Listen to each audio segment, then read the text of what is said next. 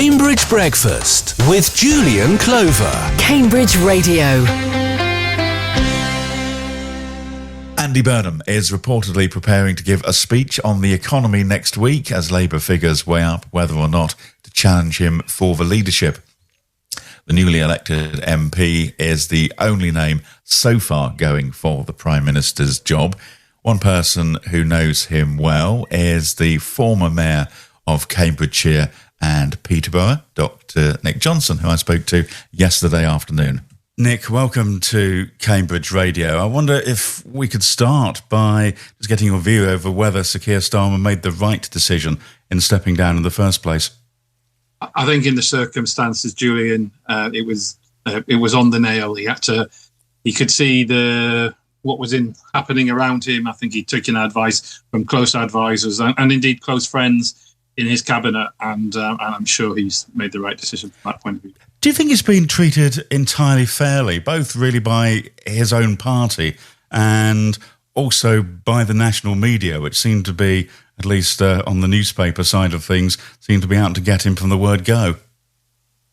It's quite a difficult question to answer, Julian, because I've met him, and he's a thoroughly decent gentleman. He's an absolute gentleman and an incredibly bright and a man who had a lot of detail and who, you can look back, he's actually been the leader for the Labour Party for 6 years.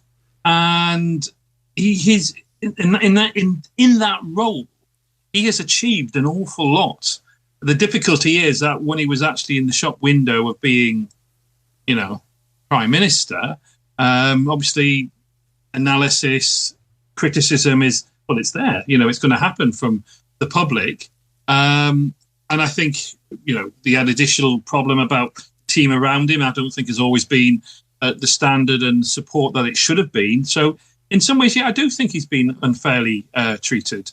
And I think in some ways, what I've been very impressed with is his statesmanlike, his gentlemanness in dealing with the actual resignation speech shows another great side to him. But I think the time has come. At the same time, though, he did really fail to connect with the public. It just seemed, I don't know, it is almost as if the public demands showbiz in their prime ministers, which is not necessarily the best quality in a prime minister. Look, the populism is the name of the game at the moment across all political parties, and if you can set the fireworks going by your personality or by what you say, what you're seen to do, what you wear, how you behave, sometimes that can be a real trigger to, what it says, popularity, and then winning people over because people feel that they can relate. And that's one of the things I think Andy Burnham, he is very, very relatable. I class him as a friend. In the world of politics, you don't always have lots of friends, but for somebody who went out of his way to be very supportive, indeed mentor me when I was in that mayoral role. And the fact that he's actually walked away from Westminster in the past to kind of, get his craft working in local government in a combined authority, I think is a really good thing for the long term for the country. So do you then think it's going to be, if you like, a different Andy Burnham to the one who, well, first of all, was at Westminster last time around, and also the Andy Burnham who was lost in 2 previous Labour leadership elections? I saw Andy as a sort of member of the Labour Party in doing his thing, in the previous government, and how he stood and how he carried himself. And he was impressive then. But I would, it's often pointed out, he wore the white shirt, red tie, the suit, and he did it well. But when he went away and he had the benefit of his family around him, his working within his local area where he was representing, where he came from, he had an authenticity. I think that will be difficult to hold on to. I mean, the thing that most people know about Andy Burnham now is he's often in a T-shirt and a black jacket, and he has that sort of calm personality and the way he speaks, which I think makes him relatable.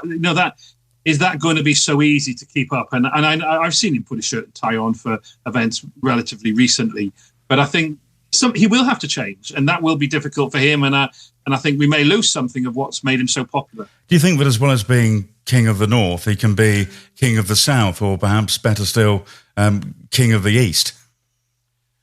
I think that is very much within his. I think, to be honest, I think particularly Cambridge, or indeed Cambridgeshire and Peterborough, we have a lot to benefit from having Andy Burnham as a leader, as a politician, as a prime minister, simply because he's fond of Cambridge. He was an undergraduate here.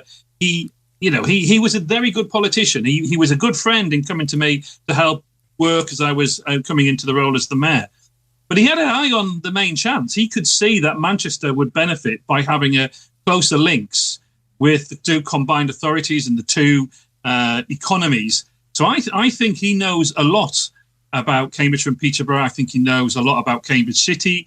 He knows that what could help us all, not just us in the local community here, the whole of the United Kingdom, particularly through the focus of his previous knowledge about Cambridge. And does that have an impact directly or indirectly on, say, East West Rail or the Cambridge Development Corporation and all the development that we seem to be heading for in Cambridge, whether we like it or not? This is my opinion, and that would be a question I guess you would have to put directly to him and his team. But I don't think it will do us any harm to have somebody who has benefited from the education, but also from I know what, for instance, he used to go and play football up in the Fens. When I was chatting to him about Wisbeach and March, he had a huge understanding of the geography of the area, and it's and all the good and arguably sometimes the bad of what makes it work, the issues around inequality in our city. And I think he, in the same way that he wants to make a big difference, and I think he will carry the link to the north. That will be his load. I mean, that's what he said, didn't he? He said, it's not my stepping stone, it will be my lodestone. It will be. So I think he will be, the Makerfield test will be important to him. But the challenge that people have in Makerfield are the same that people have in Wisbeach and March and in areas of Cambridge, like the Arbory, and he listens and he gets it. A friend of mine was wondering as to whether or not he would be our first Northern leader. I guess there was Howard Wilson, of course, but there are suggestions that he maybe put on his Yorkshire accent from time to time just to emphasise his roots. Well, I guess it depends what you mean by north, because of course Gordon Brown came further north than the actual border. Scotland is very north. Yeah, very north, and I suspect Tony Blair would occasionally, as a supporter of Newcastle United, he used to put on his credentials between. Then again, he would often swap between sort of estuary English and then move to the northeast. But I think there is an authenticity there, which, interestingly, in the Makerfield by-election, there was this narrative of we've got a Reform candidate who's local, and there was this story that somehow, Andy wasn't true to his roots. And I think people could see it for what it was. It was an attack. It was trying to undermine him. And he came across and he could win people over. He said, no, I'm from here. Between Liverpool, Manchester, he grew up in the local area, went to local school. So I think he's authentically northern. And having won handsomely in Makerfield, do you think he would benefit from winning in the Labour leadership contest? Or is it so obvious that he would, at least it seems on the suggested numbers, that such a contest isn't needed? Well, I think I'm allowed to speak more freely. I know, and I'm very much aware of people who talk about how popular he is. And I think knowing that he has decided not to stand, so people who maybe had a huge amount of loyalty to him for posts they've been given in government, or indeed, in the time that they've worked alongside him, feel that they owe him their support. With that gone, the only other one who's previously been mentioned is, West Streeting, and clearly there isn't a huge number of people who are talking about the support for that. And I'm, between now and whenever that, we talk again, I'm sure things will change and possibly somebody else might come out of the woodwork. But there's an argument that I think almost before the starting gun on a leadership election has started, Andy's sort of already won it. Well, Nick, thank you very much for speaking to us today. I gather you've been, now that you're no longer mayor, looking into other interests, including a motorcycle theory test.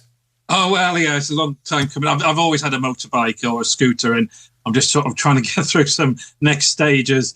But it's, the things that you can do when you're not tied to a political career makes things sometimes a little bit easier. And also it meant that, a week or so ago, I was able to go up to Makerfield and support Andy as a friend and as a member of the Labour Party. But that's nice to be on my own timetable. No, absolutely. Nick, thank you very much for joining us. Much appreciated, Julian. All the best.